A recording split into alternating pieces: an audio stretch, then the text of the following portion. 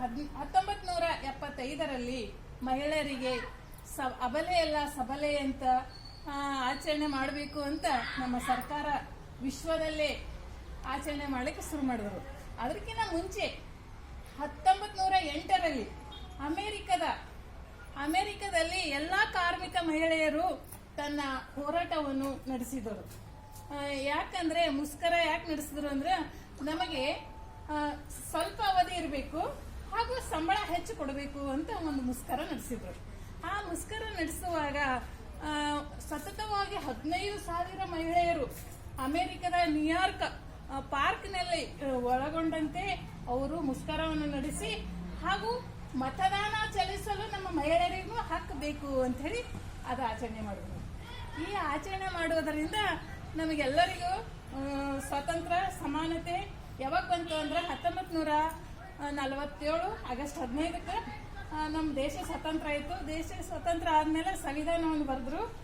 Doctor Baba Saheb Ambedkar ಅವರು ಸಂವಿಧಾನವನ್ನು ಬರೆದ್ರು. ಅಲ್ಲಿ ಏನಂತ ಕೇಳಿದ್ರು ಅಂದ್ರೆ ಮಹಿಳೆಯರಿಗೆ ಯಾರು ಗೌರವಿಸುತ್ತಾರೋ ಅಲ್ಲಿ ದೇವತೆಗಳು ನೆಲೆಸಿದ್ದಾರೆ ಅಂತ. ಅದಕ್ಕೆ ಎಲ್ಲಿ ನಾವು ಮಹಿಳೆಯರಿಗೆ ಪ್ರೀತಿ ಮಾಡ್ತಾರೆ ನೋಡ್ರಿ, ಅಲ್ಲಿ ಒಂದು ದೇವಾಲಯ ಇದ್ದಂತೆ ಮನೆ ಇರ್ತದೆ. ಎಲ್ಲಿ ಕಿರಿಕಿರಿ ಮಾಡ್ತಾವ ಪುರುಷರು ಅಂದ್ರೆ ಅಲ್ಲಿ ಜಾಸ್ತಿ ನೆಮ್ಮದಿನೇ ಇರಂಗಿಲ್ಲ, ಯಾರಿಗೂ ಇರಲ್ಲ. ಹಂಗದೆ ಅದಕ್ಕೆ ಮಹಿಳೆಯರಿಗೆ ಏನ್ ಮಾಡ್ಯಾರ ಅಂದ್ರ ಬರೀ ಹೆರುವ ಯಂತ್ರಗಳು ಮಾಡ್ಯಾರ. ಹೆರುವ ಯಂತ್ರ ಮಾಡಿ ನೀ ಏನು ಮಾಡಿಲ್ಲ ಅಂತ ಹಿಂಗೆಲ್ಲ ಅವಚಕ ಶಬ್ದವನ್ನು ಕೆಲವೊಂದು ಮನೆಯಲ್ಲಿ ಅದ, ಕೆಲವೊಂದು ಮನೆಯಲ್ಲಿ ದೇವತೆಗಳಂತೆ ಪೂಜಿಸಿ ಅವರು ಮಾಡ್ತಾರೆ. ಅದೇ ರೀತಿಯಾಗಿ ಹೇಗೆ ಇರಲಿ ಏನೇ ಇರಲಿ ನಾವು ಸಂಸಾರವನ್ನು ನಡೆಸ್ಕೊಂಡು ಹೋಗೋರೆ ಮಹಿಳೆಯರು.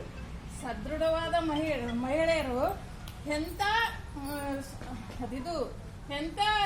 ಕಷ್ಟಗಳು ಬಂದ್ರೂ ನಿಭಾಯಿಸ್ಕೊಂಡು ತನ್ನ ಸಂಸಾರವನ್ನು ಮಗವನ್ನು ಹೊತ್ತು ಅದು ಒಂದು ಕೊನೆ ಮುಟ್ಟುವ ತನಕ ಅವರು ಮಾಡೇ ಮಾಡ್ತಾರೆ. ಧೈರ್ಯದಿಂದ ಮಾಡ್ತಾರೆ, ಹಾಗೆ ಮಾಡೋದಿಲ್ಲ.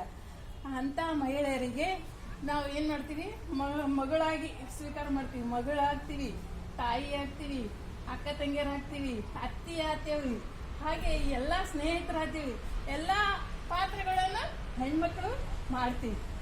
ಈ ಮಾಡುವುದರಿಂದ ಹೆಣ್ಣಿನಲ್ಲಿ ಇರ್ತಕ್ಕಂಥ ತಾಳ್ಮೆ ಶಕ್ತಿ ಭೂಮಿ ತಾಯಿಗೆ ಹೊಲಿಸ್ಯಾರ, ಗಂಗಾ ಮಾತೆ ಹೊಲಿಸ್ಯಾರ, ದೇವತೆಗಳು ಪಾರ್ವತಿ ಸರಸ್ವತಿ ಎಲ್ಲ ಮಹಿಳೆಯರೇ ಅಂತ ಹೇಳ್ಯಾರ. ಹೌದಾ?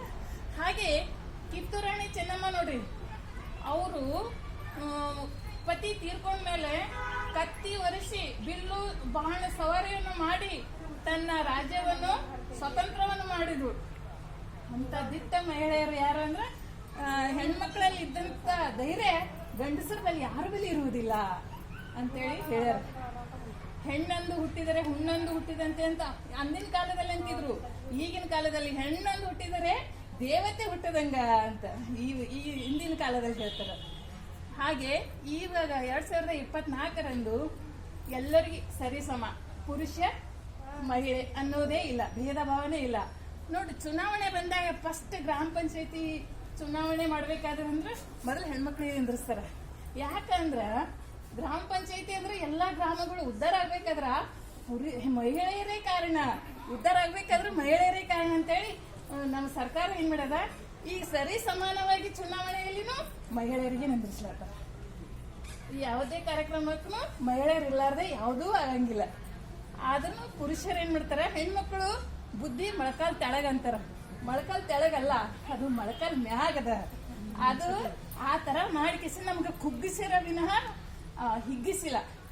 ನಾವು ಅದಕ್ಕನ್ನು ಬೆಳಕು ತರಬೇಕಾಗಿತ್ತಂದ್ರ ಎಲ್ಲಾ ಮಹಿಳೆಯರು ಒಗ್ಗಟ್ಟಾಗಿರ್ಲಿ, ಎಲ್ಲರಿಗೂ ಒಂದು ದಿನ ಅವಕಾಶ ಇರಲಿ ಅಂತ ವಿಶ್ವ ಅಂತಾರಾಷ್ಟ್ರೀಯ ಮಹಿಳಾ ದಿನಾಚರಣೆ ಆಚರಣೆ ಮಾಡಿರ್ತಾರೆ.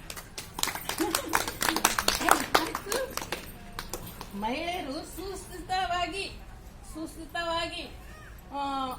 ಬದುಕಬೇಕು. ಪುರುಷರಿಗೆ ಅಪಮಾನ ಆಗಬೇಕಂತ ಬದುಕೋದಿಲ್ಲ. ನಮ್ಮ ಕುಟುಂಬವನ್ನು ಏಳಿಗೆಗಾಗಿ, ನಮ್ಮ ಸಮಾಜದ ಅವ್ಯವಸ್ಥೆಗಳನ್ನು ಹೋಗಲಾಡಿಸುವುದಕ್ಕಾಗಿ ಹಾಗೂ ನಮ್ಮ ದೇಶವನ್ನು ಬೆಳವಣಿಗೆಯನ್ನು ಮಾಡಲಿಕ್ಕಾಗಿ ನಾವೆಲ್ಲರೂ ಸುಸ್ಥಿತವಾಗಿ ಬದುಕೋಣ ಎನ್ನುತ್ತಾ ನನ್ನ 2 ಮಾತುಗಳನ್ನು ಮುಗಿಸುತ್ತೇನೆ.